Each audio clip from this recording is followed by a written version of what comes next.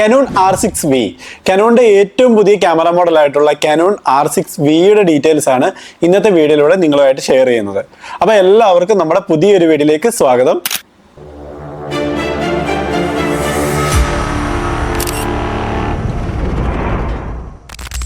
അപ്പോൾ നമ്മൾ നേരത്തെ പറഞ്ഞ പോലെ തന്നെ നമ്മുടെ ചാനലിൽ നമ്മൾ ചെയ്യുന്ന വീഡിയോസ് എന്ന് പറഞ്ഞു കഴിഞ്ഞാൽ ഫോട്ടോഗ്രാഫി റിലേറ്റഡ് ആയിട്ടുള്ളതാണ്. അപ്പോൾ നമുക്ക് അറിയാവുന്ന അറിവുകളൊക്കെ നിങ്ങളുമായിട്ട് ഷെയർ ചെയ്യുക. അതുപോലെ തന്നെ ഫോട്ടോഗ്രാഫി അല്ലെങ്കിൽ വീഡിയോഗ്രാഫി ടിപ്സ് അല്ലെങ്കിൽ നമ്മുടെ ബിഹൈൻഡ് ദ സീൻസ് നമുക്ക് കിട്ടുന്ന റിസൾട്ട് ഒക്കെ നിങ്ങളുമായിട്ടൊക്കെ ഒന്ന് ഷെയർ ചെയ്യുന്നു. പിന്നെ അതുപോലെ തന്നെ നിങ്ങൾക്കറിയാവുന്ന കാര്യങ്ങളൊക്കെ കമൻറ്റിലൂടെ നമ്മളോടും ഷെയർ ചെയ്യാവുന്നതാണ്. അതൊക്കെ നമുക്കും പുതിയൊരു അറിവായിരിക്കും. അങ്ങനെയൊക്കെയുള്ള വീഡിയോസ് ഉൾപ്പെടുത്തിക്കൊണ്ടാണ് നമ്മൾ ഇത് ഉദ്ദേശിക്കുന്നത്. ഇന്നത്തെ വീഡിയോയിൽ ഞാൻ നിങ്ങളെ ഒരു പുതിയ കാനോണിൻ്റെ ഒരു പുതിയ ക്യാമറ പരിചയപ്പെടുത്തുകയാണ്. അപ്പം കാനോണിൻ്റെ ഏറ്റവും പുതിയതായിട്ട് ഇറങ്ങിയിട്ടുള്ള ഒരു ക്യാമറയാണ് കാനോൺ R സീരീസിലുള്ള കാനോൺ R6V എന്ന് പറയുന്ന ക്യാമറ. അപ്പോൾ ആ ക്യാമറ നമുക്ക് ഇതിലൂടെ ഒന്ന് പരിചയപ്പെടാം. ആദ്യമായിട്ട് തന്നെ കാനോണിൻ്റെ ക്യാമറകൾ ഇറങ്ങുന്ന ടൈമിൽ ഞാനത് ഒന്ന് ശ്രദ്ധിക്കാറുണ്ട്. എന്നെ സംബന്ധിച്ചിട്ട് അത് കുറച്ചൊരു ഫേവററ്റ് ആണ് ആ ഒരു ബ്രാൻഡ് എന്ന് പറയുന്നത്. കുറച്ച് ഇഷ്ടപ്പെട്ട് ഞാൻ ആദ്യമായിട്ടൊരു പുതിയ ക്യാമറ വാങ്ങുന്നത് കാനോണിൻ്റെയാണ്. ആദ്യം തുടക്ക സമയത്ത് എനിക്ക് തുടക്കത്തിൽ അച്ഛനൊരു ക്യാമറ മേടിച്ചു തന്നത് നിക്കോണിൻ്റെ ക്യാമറയായിരുന്നു. അതൊരു സെക്കൻഡ് ക്യാമറയായിരുന്നു. അത് കുറച്ചധികം മറ്റൊരു അറിയാവുന്നൊരു ഫോട്ടോഗ്രാഫർ അച്ഛൻ്റെ ഒരു ഫ്രണ്ട് തന്നെ യൂസ് ചെയ്ത് കുറച്ച് ആൾ നല്ല യൂസ് ചെയ്തൊരു ക്യാമറയായിരുന്നു. എനിക്ക് പഠിക്കാനായിട്ടൊക്കെ വാങ്ങി തന്നൊരു ക്യാമറ നിക്കോൺ ആയിരുന്നു.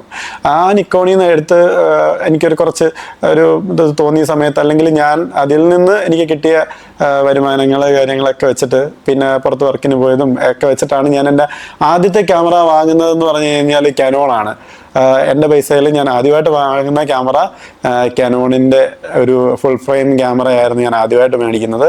അത് 6D എന്ന് പറയുന്നൊരു ക്യാമറ. അത് ഇപ്പോഴും എനിക്ക് ഏറ്റവും ഫേവററ്റ് ക്യാമറ ഏതാണെന്ന് ചോദിച്ചു കഴിഞ്ഞാൽ ഞാൻ വേണമെന്നുണ്ടെങ്കിൽ ആ കാനോണിൻ്റെ ആ ഒരു മോഡലേ പറയത്തുള്ളൂ. എന്ന് പറഞ്ഞാൽ എനിക്ക് അത്രയും ഫേവറേറ്റ് ആയിട്ട് എനിക്ക് ഏറ്റവും കൂടുതൽ ഈ പറയുന്നതിൻ്റെ കൂട്ട് മുതലായിട്ടുള്ള ഒരു ക്യാമറ എന്ന് വേണമെങ്കിൽ പറയാം. കാനോണിൻ്റെ 6D എന്ന് പറയുന്ന ക്യാമറയായിരുന്നു. അന്നത്തെ ആ ഒരു സമയത്ത് വീഡിയോസിന് വേണ്ടിയിട്ടാണ് ഞാൻ ആ ക്യാമറ ഫോട്ടോസ് എടുക്കാമായിരുന്നു. എൻ്റെ വർക്കുകൾ ഫോട്ടോസ് എടുക്കുമായിരുന്നെങ്കിൽ പോലും വീഡിയോസിന് ഒരു പ്രാധാന്യം കൊടുത്തിട്ടുള്ള ഒരു ക്യാമറ ആയിരുന്നു അന്നത്തെ ആ ഒരു ടൈമിൽ. പിന്നെ അന്നെന്ന് പറഞ്ഞു കഴിഞ്ഞാൽ നമ്മൾ എല്ലാവരും നിക്കോണിൽ നിന്ന് കുറേ അധികം ആൾക്കാർ പെട്ടെന്ന് കാനോണിലോട്ട് പോകുന്ന ഒരു ടൈമും കൂടെ ആയിരുന്നു. അപ്പം ഒരു ക്യാമറ പുതിയതായിട്ട് എടുക്കുന്ന ഒരു സമയത്ത് കാനോൺ എന്ന് പറയുന്ന ഒരു ബ്രാൻഡിലോട്ട് അങ്ങ് പോകാൻ അതിലോട്ടായിരുന്നു പോകുന്നത് എല്ലാവരും. അതിൻ്റെ ഒരു പ്രത്യേകത എന്ന് പറയുന്നത് കാനോണിന് ഒരു പ്രത്യേക ഒരു ടോണിന് ഒരു സൗന്ദര്യമുണ്ട്. അല്ലെങ്കിൽ അതിൻ്റെ ഒരു മോൾഡിങ് കാര്യങ്ങൾ ഒക്കെ കിട്ടുന്നത് ഒരു 6D അല്ലെങ്കിൽ Mark 4 Mark 3 അങ്ങനെയൊക്കെ ആ ഒരു സമയത്തുണ്ടായിരുന്ന ഒരു ട്രെൻഡായിട്ടുള്ള ഒരു ക്യാമറകളായിരുന്നു.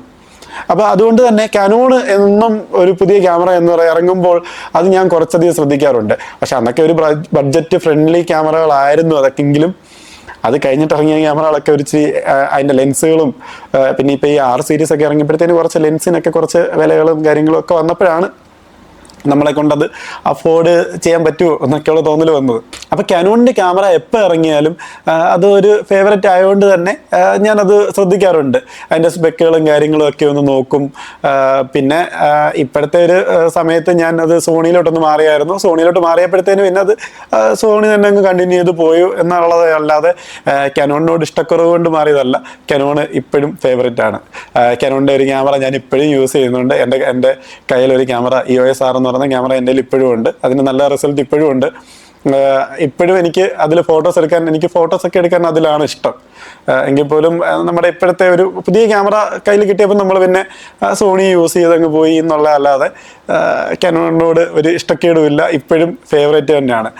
അപ്പം ഇപ്പം നമ്മൾ പറഞ്ഞു വന്നത് പുതിയ ക്യാമറയെ കുറിച്ച്. അപ്പം കാനോൺ R6V എന്ന് പറയുന്നൊരു ക്യാമറ, അതിനെയാണ് നമ്മളിപ്പോൾ ഇവിടെ പരിചയപ്പെടുത്തുന്നത്. അപ്പോൾ അതിനെക്കുറിച്ച് പറയുമ്പോഴെന്ന് പറഞ്ഞാൽ ഒരു കോമ്പാക്റ്റ് ക്യാമറ എന്ന് വേണമെന്നുണ്ടെങ്കിൽ R6Vയെ നമുക്ക് വിളിക്കാം. അതിൻ്റെ കാരണം എന്ന് പറഞ്ഞു കഴിഞ്ഞാൽ ഇപ്പം ഇതിന് മുന്നേ ഇറങ്ങിയ ഒരു ക്യാമറ എന്ന് പറഞ്ഞാൽ R6 Mark 3 എന്ന് പറയുന്ന കാനോണിൻ്റെ ഒരു ക്യാമറ. അതിപ്പം അത്യാവശ്യം നല്ല ഒരു അഭിപ്രായങ്ങൾ കാര്യങ്ങളൊക്കെ പറയുന്നൊരു ക്യാമറയാണ് നമ്മുടെ R6 Mark 3 എന്ന് പറയുന്ന കാനോണിൻ്റെ മോഡൽ. അതിൻ്റെ സെയിം സെൻസർ വെച്ചിട്ട് ഇറങ്ങിയിട്ടുള്ള ഒരു ക്യാമറയാണ് ഈ R6V എന്ന് പറയുന്നത്. അപ്പോൾ എനിക്ക് തോന്നുന്നു ഇതൊരു ഹൈബ്രിഡ് ക്യാമറ എന്ന് പറയുന്ന കാര്യം എന്ന് പറഞ്ഞു കഴിഞ്ഞാൽ അതിൻ്റെ അടുത്തൊരു മോഡൽ എന്ന് പറയുന്ന ഒരു ഫുള്ളി ഒരു വീഡിയോ ഫോക്കസ്ഡ് ആയിട്ടുള്ളൊരു ക്യാമറയായിരുന്നു C50 എന്ന് പറയുന്ന ക്യാമറ. C50 എന്ന് പറയുന്ന ഒരു ക്യാമറയുടെ വലിപ്പ വ്യത്യാസത്തിൽ ഇറങ്ങിയിരിക്കുന്ന ഒരു ക്യാമറ എന്ന് വേണമെന്നുണ്ടെങ്കിൽ നമുക്ക് R6Bയെ വിളിക്കാം. നമ്മുടെ R6 Mark IIIയുടെ അതേ സെയിം സെൻസറും കാര്യങ്ങളൊക്കെ വെച്ചിട്ടാണ് ഈ ക്യാമറ ഇറങ്ങിയിരിക്കുന്നത്. അപ്പം കുറച്ചധികം നമുക്ക് നോക്കുകയാണെന്നുണ്ടെങ്കിൽ വീഡിയോയ്ക്ക് ഒരു പ്രാധാന്യം കൊടുത്തിട്ട് ഉണ്ടെന്ന് വേണേൽ പറയാം. കുറച്ച് ഒരു സിനിമ ലൈൻ ക്യാമറയുടെ മോഡല് കാര്യങ്ങളൊക്കെ ആ ഒരു ഡിസൈൻ ബേസിൽ നോക്കുകയാണെന്നുണ്ടെങ്കിൽ വളരെ കോമ്പാക്റ്റ് ആയിട്ടും അതുപോലെ തന്നെ ഡിസൈൻ ചെയ്തിട്ടുള്ള ഒരു മോഡൽ എന്ന് വേണമെങ്കിലും പറയാം ഇത്. അപ്പോൾ ഇൻ ബിറ്റ്വീൻ ഒരു R6 Mark III അല്ലെങ്കിൽ ഈ C50 ഇതിൻ്റെ രണ്ടിൻ്റെ ഇടയ്ക്ക് നിൽക്കുന്ന ഒരു ക്യാമറയായിട്ടാണ് എനിക്ക് തോന്നിയത്. ആ ഒരു വിലയുടെ കാര്യത്തിലാണെങ്കിലും എല്ലാത്തിൻ്റെ കാര്യത്തിലും ആ ഒരു മോഡലിൻ്റെ കാര്യത്തിൽ അതിൻ്റെ സ്പെക്കുകൾ എല്ലാ കാര്യത്തിലും ഇൻ ബിറ്റ്വീൻ ഇതിൻ്റെ ഇടയ്ക്ക് നിൽക്കുന്ന ഒരു ക്യാമറ എന്ന് വേണമെങ്കിൽ നമുക്ക് പറയാം. ആദ്യം ഇതിൻ്റെ ഡിസൈൻ ബേസ് നോക്കുകയാണെന്നുണ്ടെങ്കിൽ ഈ ക്യാമറയുടെ വലിപ്പക്കുറവാണ് ഒരു അട്രാക്ഷനായിട്ട് നമുക്ക് തോന്നുന്നത്. താരതമ്യേന കാനോണിൻ്റെ ഫുൾ ഫ്രെയിം ക്യാമറകളെല്ലാം അത്യാവശ്യം വലിപ്പമുള്ള ബോഡി ആയിരിക്കും. ഇതിൻ്റെ എന്ന് പറഞ്ഞു കഴിഞ്ഞാൽ സിനിമ ലൈൻ ക്യാമറയുടെ ഒക്കെ ആ ഒരു ഡിസൈനിൽ വന്നിട്ട് അത്യാവശ്യം വലിപ്പക്കുറവിലുള്ള ഒരു ക്യാമറയായിട്ടാണ് എനിക്ക് തോന്നിയിട്ടുള്ളത്. അപ്പോൾ ഇതിൻ്റെ ഒരു പ്രയോജനം എന്ന് പറഞ്ഞാൽ ഏറ്റവും കൂടുതൽ വരാൻ പോകുന്നത് ചിലപ്പോൾ ഒരു വ്ളോഗേഴ്സിനും ക്രിയേറ്റേഴ്സായിട്ടുള്ള ആൾക്കാർക്കൊക്കെ ആയിരിക്കും. അവർക്കൊക്കെ കൊണ്ടു നടക്കാനും അല്ലെങ്കിൽ അങ്ങനെ ട്രാവൽ ചെയ്യുന്ന ആൾക്കാർക്കൊക്കെ ആണെന്നുണ്ടെങ്കിൽ ഇതൊരു നല്ലപോലെ കൊണ്ടു നടക്കാൻ പറ്റും, ഈസി ആയിട്ട് യൂസ് ചെയ്യാൻ പറ്റും, ലൈറ്റ് വെയിറ്റ് ആണ്. ഇതിനൊരു ഓൾമോസ്റ്റ് വരുന്നത് ഒരു 700 gram ആണ് വരുന്നത് ഈ ക്യാമറയുടെ വെയിറ്റ് എന്ന് പറയുന്നത്. അതുപോലെ തന്നെ ഇതിൻ്റെ കൂടെ ഒരു ലെൻസും കൂടെ ഇറങ്ങിയിട്ടുണ്ട് 2050 എന്ന് പറയുന്നത്. അത് 4 ഓപ്പണിംഗ് ലെൻസ് ആണ്. അത് വേണമെന്നുണ്ടെങ്കിലും ക്രിയേറ്റേഴ്സ് ആയിട്ടുള്ള ആൾക്കാർക്കൊക്കെ യൂസ് ചെയ്യാവുന്നൊരു ലെൻസും കൂടിയാണ്. അപ്പോൾ അങ്ങനെ കൂടുതലും അവർക്കായിരിക്കും ഇത് യൂസ് ചെയ്യുന്നത്. അതുപോലെ തന്നെ പോർട്രേറ്റ് വീഡിയോസ് എടുക്കുന്നവർക്കായിട്ട് നമ്മുടെ ഈ ട്രൈപോഡിൽ മൗണ്ട് ഇതിൽ നമ്മുടെ ഗ്രിപ്പിൽ ഇൻബിൽറ്റ് ആയിട്ട് തന്നെ ഉണ്ട്. അപ്പോൾ അത് വളരെയധികം ഹെൽപ്പ് ചെയ്യുമെന്ന് എനിക്ക് തോന്നുന്നു. പോർട്രേറ്റ് നമുക്ക് ഒരു ഫ്രെയിം വെക്കണമെന്നുണ്ടെങ്കിൽ പെട്ടെന്ന് തന്നെ നമുക്ക് വെക്കാൻ പറ്റും. താഴെ നമുക്കതിൻ്റെ ആ ഒരു ബേസ് മാത്രം ഒന്ന് കണക്ട് ചെയ്താൽ മതിയെന്നാണ് എനിക്ക് തോന്നുന്നത്.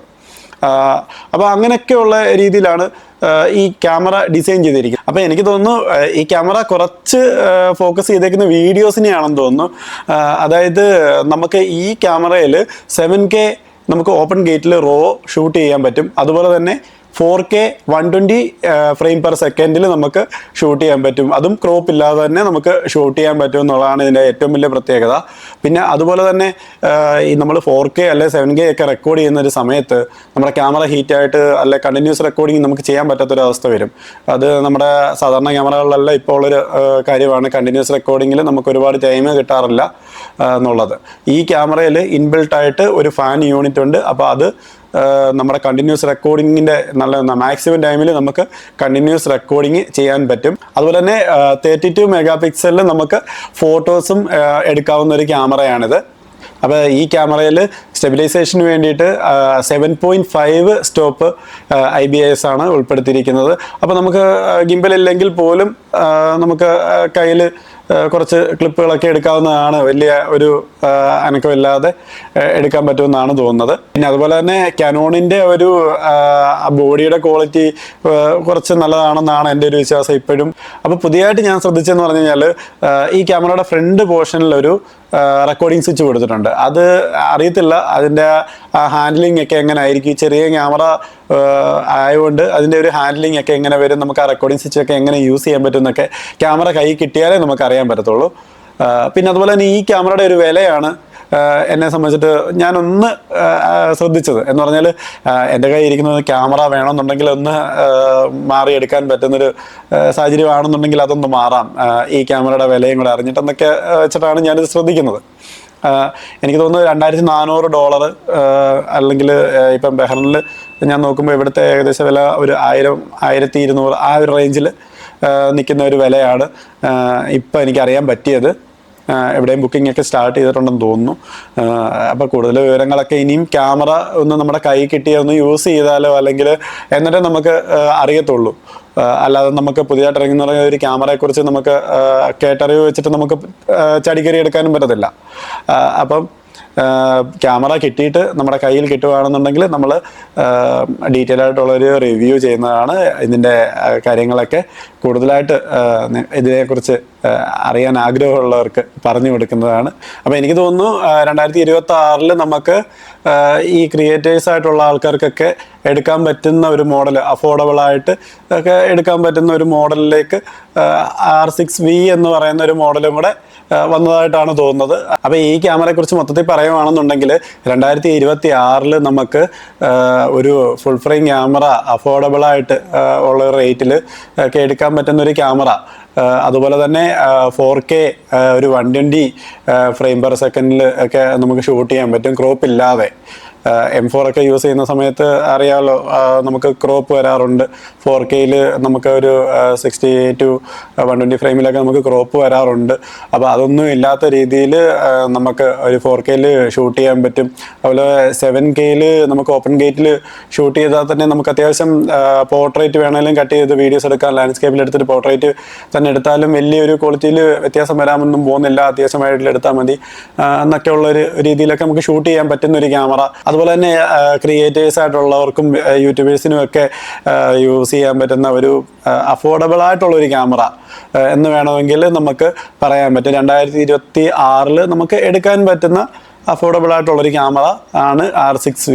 അപ്പോൾ കൂടുതൽ വിവരങ്ങൾ നമുക്ക് അറിയണമെന്നുണ്ടെങ്കിൽ നമ്മളതിൽ ക്യാമറ കിട്ടണം. അപ്പോൾ ക്യാമറ കിട്ടിക്കഴിഞ്ഞാൽ നമുക്ക് കൂടുതലായിട്ടുള്ള, അല്ലെങ്കിൽ ഇത് യൂസ് ചെയ്തിട്ട്, അല്ലെങ്കിൽ ഈ ഒരു ചെറിയ ക്യാമറ എന്ന് പറഞ്ഞപ്പോൾ അതിൻ്റെ ഹാൻഡിലിങ് എങ്ങനെയാണ്, അല്ലെങ്കിൽ നമുക്ക് ഈ പറയുന്ന ഫോട്ടോഗ്രാഫിയിൽ നമുക്ക് ഇതിന് എന്തുമാത്രം നമുക്ക് ഒരു റിസൾട്ട് കിട്ടും, അല്ലെ വീഡിയോസിൽ നമുക്ക് എന്താണ് ഇതിൻ്റെ വ്യത്യാസങ്ങൾ, അല്ലെങ്കിൽ ഈ R6 Mark III ആയിട്ട് അല്ലെങ്കിൽ C50 ഇത് രണ്ട് യൂസ് ചെയ്യുമ്പോഴുള്ള വ്യത്യാസങ്ങളൊക്കെ നമുക്ക് അറിയാൻ പറ്റണമെന്നുണ്ടെങ്കിൽ നമ്മുടെ കയ്യിൽ ക്യാമറ കിട്ടണം. അപ്പോൾ ക്യാമറ കിട്ടിക്കഴിഞ്ഞാൽ നമ്മൾ അതിൻ്റെ ഡീറ്റെയിൽ ആയിട്ടുള്ളൊരു റിവ്യൂ ചെയ്യുന്നതാണ്.